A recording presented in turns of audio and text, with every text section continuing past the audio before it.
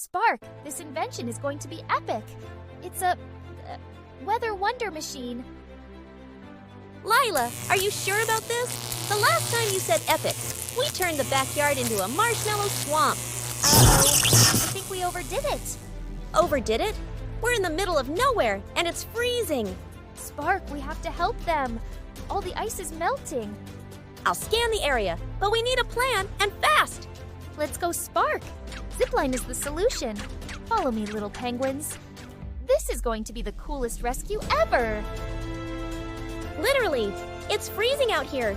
Spark, distract the seal. Got it. Here, fishy fishy. We almost done, little penguins. One more.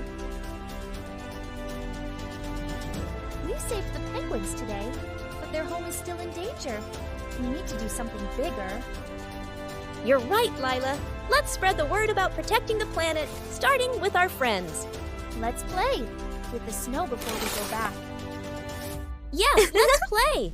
I didn't even know I could feel cold. Time to go back, Spark. Looks like we have a new lab assistant. As long as it doesn't eat my circuits. Science isn't just about experiments. It's about adventures, teamwork, and making a difference. And maybe avoiding marshmallow swamps next time.